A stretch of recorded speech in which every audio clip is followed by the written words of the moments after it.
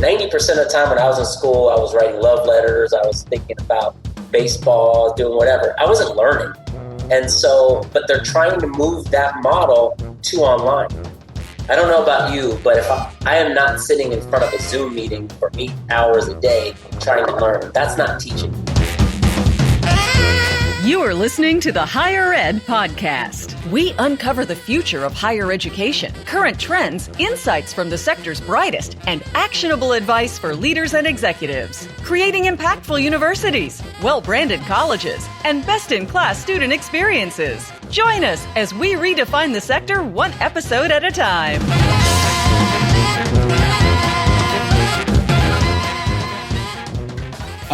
Fernando, great to have you.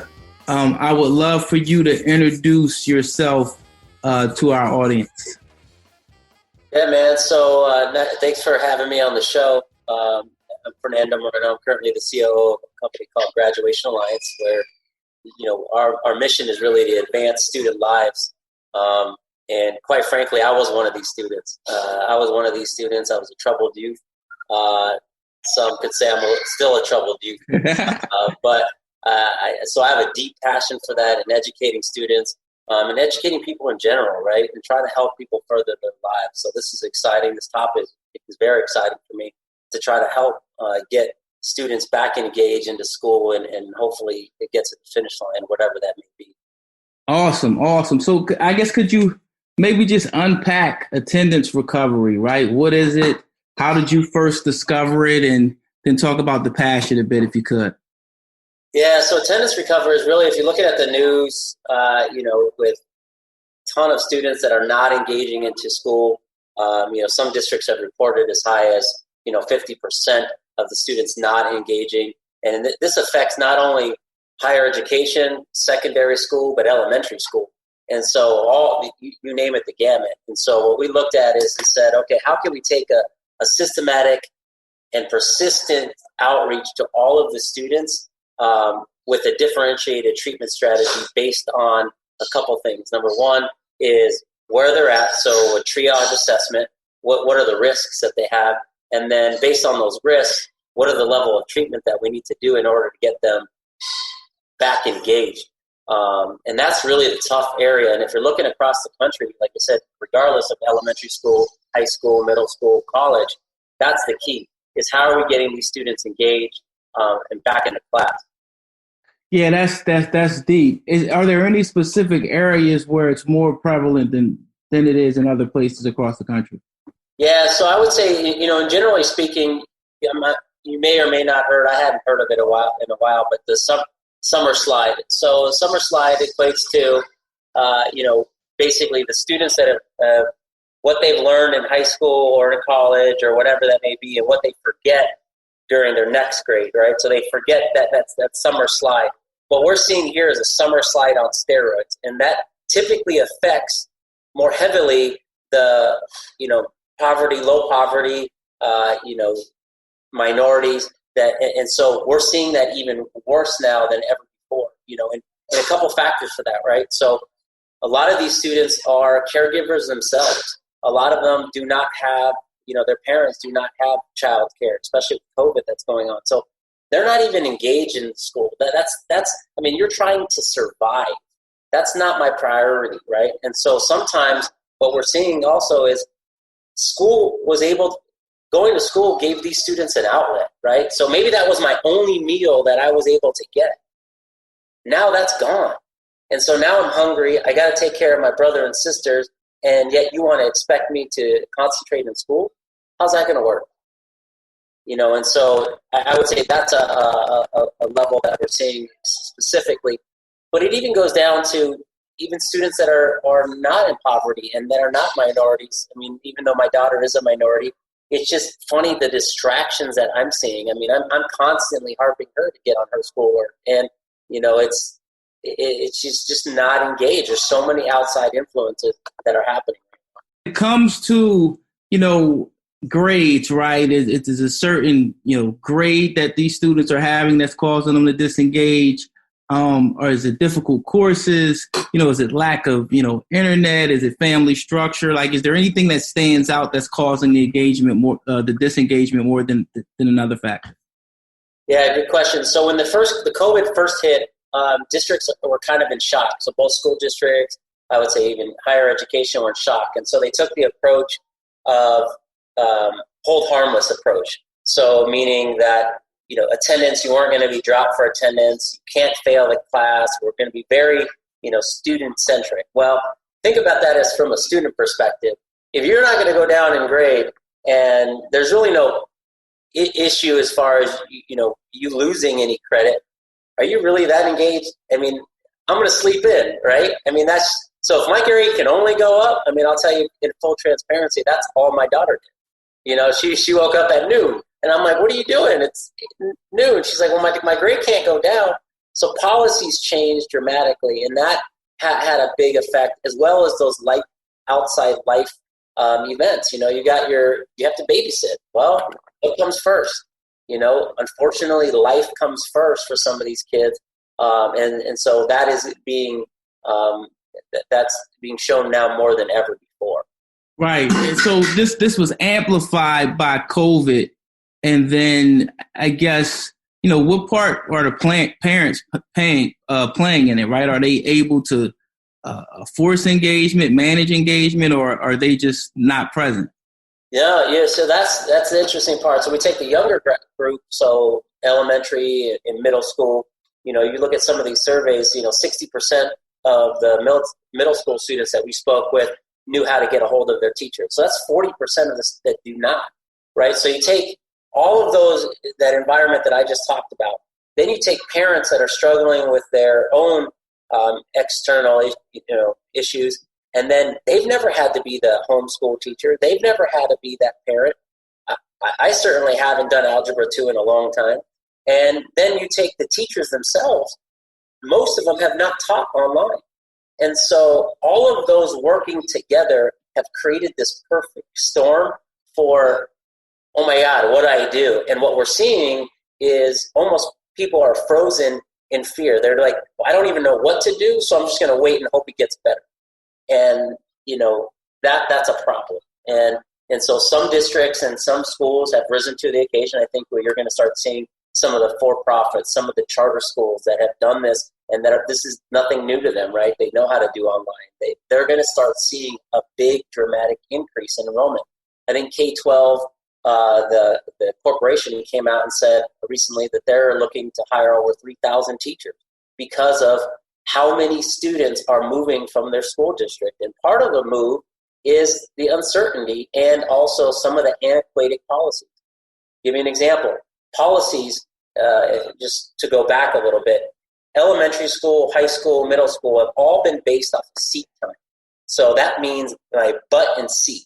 That has typically equated to learning. Well, we all know because you spend more time in front of something doesn't mean you're actually learning. 90% of the time when I was in school, I was writing love letters. I was thinking about baseball, doing whatever. I wasn't learning. And so, but they're trying to move that model to online. I don't know about you, but if I am not sitting in front of a Zoom meeting for 8 hours a day trying to learn, that's not teaching.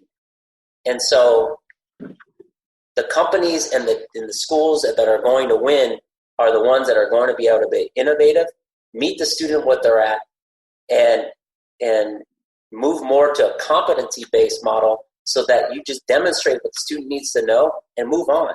And that's it. That's the key, right? Everything is about line of sight also, right? If you're a student, I just want to know how quick I can get to finish. I don't really interested in all the stuff in the middle. So keep me engaged in the middle and show me a line of sight to finish this course. I will stay there. And so that's part of the challenge that we're seeing also. So in terms of what the schools can do, right? There's a lot of uncertainty in homes. We're talking about that. Different families are going to handle the situation differently, have different resources. The schools, because a lot of our audience are, executives and folks, decision makers at schools. What are you seeing in terms of the communication and the engagement from the school to the students? What is separating those that are doing it well versus those who you feel like are missing the mark? Yeah, that's a great question. So one of the pieces, and especially as we continue to go this route, is the fragmented information, right? So it's from and looking at everything from a student life cycle. So if I was the student, and start looking at yourself even at every grade level, and I'm the parent or I'm the student on the other end, do I have the information that I need to be successful? Basic information. Do I know how to log in? Do I know where to go for help? Is everything easy at the foot of my fingertips? That is extremely helpful. Communication path. Do my students understand how to get communication with the teacher or anybody for that matter, whether it's a life coach, a teacher, an admin, and can we do that quickly? That will alleviate some of the fears that we're seeing from some of these students, and then just being paralyzed. And then also, giving the tools to the teachers, right? A lot of these teachers have never had to teach online. And so being able to move your entire network from a face-to-face to an online is an overwhelming task. I totally get that. Bring in experts. Give them professional development quickly. Help them actually build the courses where they're sitting there and they're thinking, how am I going to take this curriculum that I've taught face-to-face to online and keep these students engaged? And then I would couple that also with outside support. This is not just on the teacher. Provide outside support. Maybe that's life coaches. Maybe that's whatever you call it, academic coaches. Somebody that's there to keep these students engaged and help them triage why they're not going there. But it really has to be a team effort, and you really have to start looking at your district's roles to say, okay, is this TA role needed, or can we use that person to be an outgoing call person to talk about attendance and talk about what's going on, as well as mental health. Mental health right now is a huge thing. What we're starting to do across all of our school districts is we're offering telehealth for free, which includes mental health, because we're seeing a huge spike in mental health, stress, anxiety, all of that, and that's extremely key. And if you can help get that under control, coupled with the non-fragmented information, coupled with professional development for teaching, coupled with outside support, just being there, call me, meet me where I'm at. I think that's what the districts need to look at versus going back to, hey, we're just going to go get Canvas and put it online. That's not enough. Yeah, and I think the main takeaway I heard was, part of it is the empowerment within the districts and the technology and the training so the teachers and the staff can operate in this new model, right? Because before, one of the stats you had sent over crazy, 20% of, seniors don't know how to access their teacher or access assignments. And, 8 months ago, that wasn't a big deal because I'd just see you tomorrow, in person. But now there's the technology piece, but there's also the training and the adapting the process that the districts have to go through. To your point, you don't just turn on a technology and send out one email to a student and say, hey, all your information's in this link. There has to be a lot more than that. To what degree are you seeing districts doing it well versus they're still kind of struggling? And if they're struggling, is there one of those particular buckets that you talked about that you feel like they're struggling the most with? Yeah, I would say overwhelmingly school districts are struggling because of the moving target, right? And so COVID itself has just been such a moving target, right? You see, okay, are we going down? Is the curve down? Is it now we're seeing a spike? Is it not? I think everybody, for the most part, wants to get back to face-to-face. I think that's everybody wants, but we're not able to do that. And so what's troubling for not only administrators, even myself, as we have some charter schools, it's, okay, what is the right thing to do right now? And then we also don't want to be so knee-jerky that we're pulling, face-to-face, not face-to-face, face-to-face, not face-to-face. So I'd say that right now they're figuring out what the long-term plan is for the next, and when I mean long-term, I'm talking about 3 to 6 months. And then how do we get that up quickly? And then really, how do we ensure we're not losing the students? And so I think the first step, and some districts are doing this well, is surveying the families, speaking to the families. What are their concerns? What do they need to feel comfortable to come back to school? How do they feel comfortable about distance learning? Do they have the resources to do that? And take an inventory check with your own district to say, okay, whatever that percentage is, this is the percentage that feel comfortable. This is that do not. These are the tools that they need in order to feel comfortable.